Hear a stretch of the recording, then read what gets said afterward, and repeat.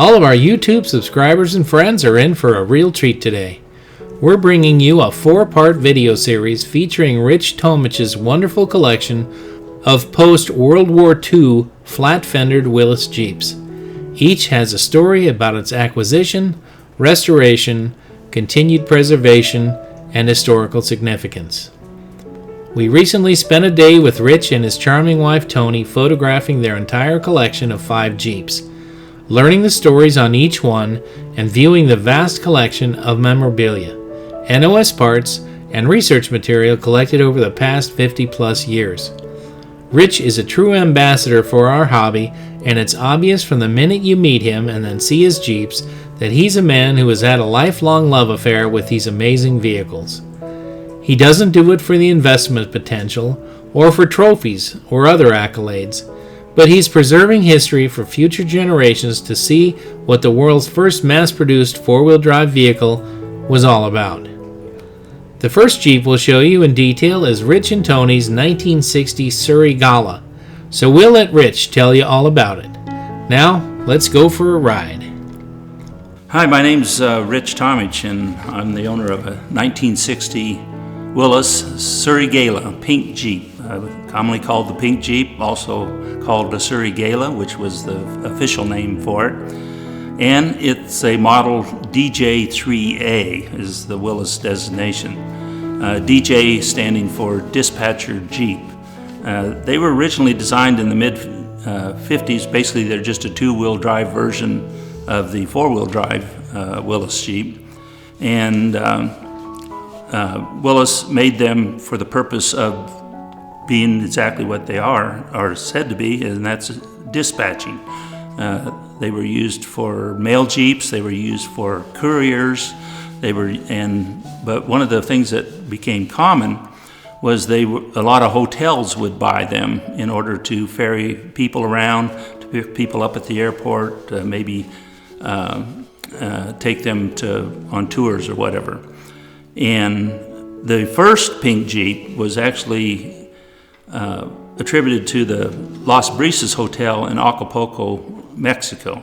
The hotel had bought some Willys Jeeps and painted them pink, and then used them. The hotel was quite spread out, so they would use the Jeep to dispatch the meals to the guests, or sometimes they would loan the Jeep to the guests for the guests to drive around.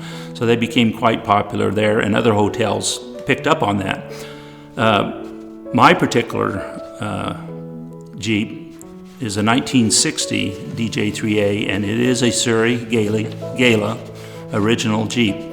The story behind it is it belonged to the Gore family in Bisbee, Arizona. The Gore family owned a ranch down there, and they also sold mining equipment. And Mr. Gore and Mrs. Gore had gone on vacation to Hawaii and stayed at one of the Hawaiian hotels. And they had a pink Jeep there, and Mrs. Gore was quite taken with that Jeep.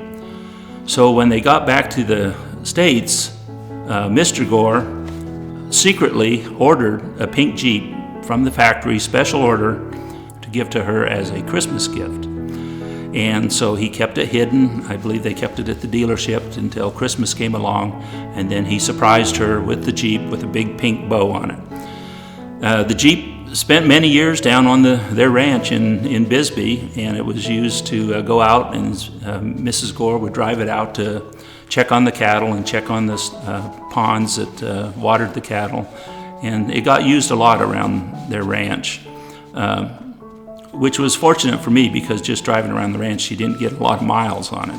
One of the things that would happen, though, was they would leave the Jeep out, and the horses would come up and eat the fringe off the side of it. And so they had to replace the top several times. Later on, the Jeep got passed on to their daughter. When she got married, they actually used the Jeep as their getaway vehicle. So they all piled, her and her husband, who was Mr. Wadawa, drove off on their honeymoon in the pink Jeep. Eventually, the Jeep got passed on down to their sons, or the grandsons, if you will, and they didn't like the idea of driving a pink Jeep, so they painted it blue.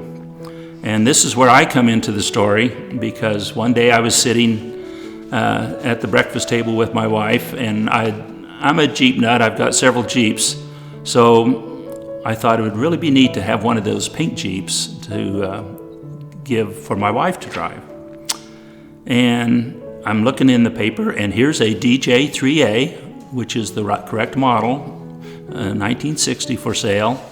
And I thought, boy, maybe that's one of the pink Jeeps. So I called the number on the ad, and when Mr. Wattawa answered, I says, is that one of the pink Jeeps? And he says, no, it's blue.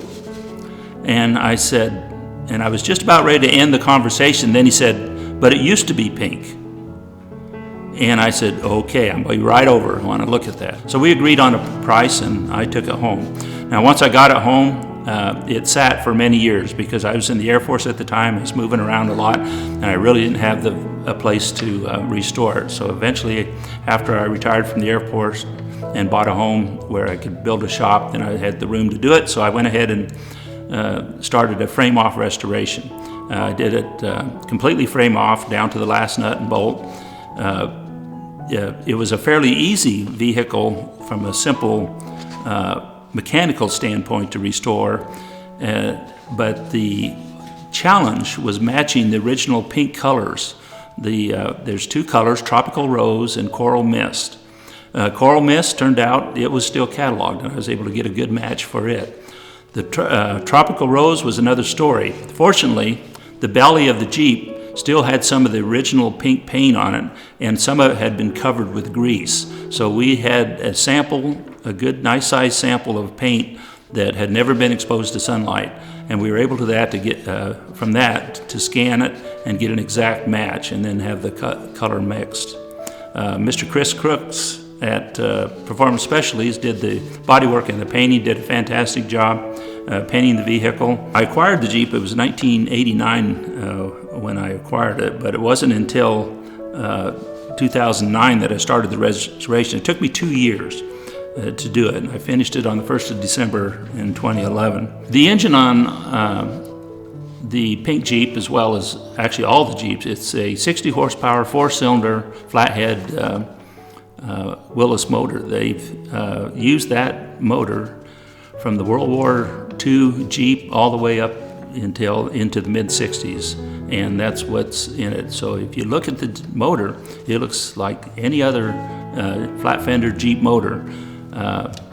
There's a few little minor differences. It has a little different carburetor and a different air breather system, but it's basically the same motor that every Jeep has. The Surrey Gala came in actually 3 colors. There was the two-tone pink. The other 2 colors were a pastel green and a pastel blue.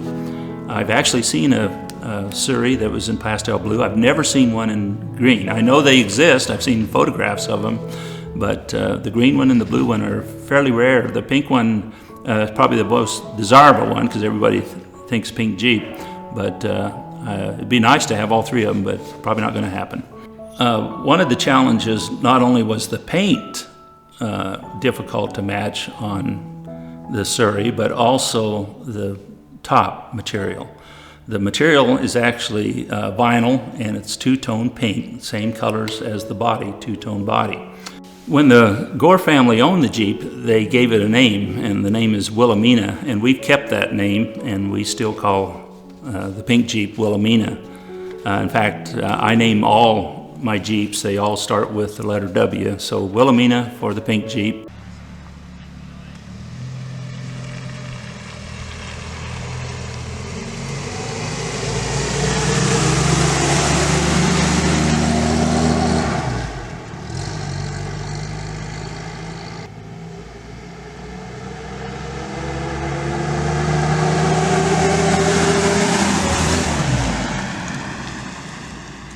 Thanks, Rich and Tony, for your willingness to show the world your amazing collection of Jeeps.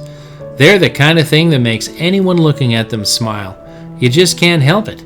No doubt there is no other vehicle in the world that has touched so many lives in a positive way, invokes fond memories, is legendary throughout the world, and has an important historical significance in the Allied effort during World War II and other conflicts since. Please leave a comment on your thoughts of this sweet little Jeep. Did you ever have an old Jeep, or are you looking for one now? Well, be sure to tune in next Thursday when we'll feature another treasure from the Tomich Garage, a 1952 Jeep restored as it would have been seen serving duty at any military Air Force base, at home or abroad. Don't miss it. See you then, and remember, please be careful out there.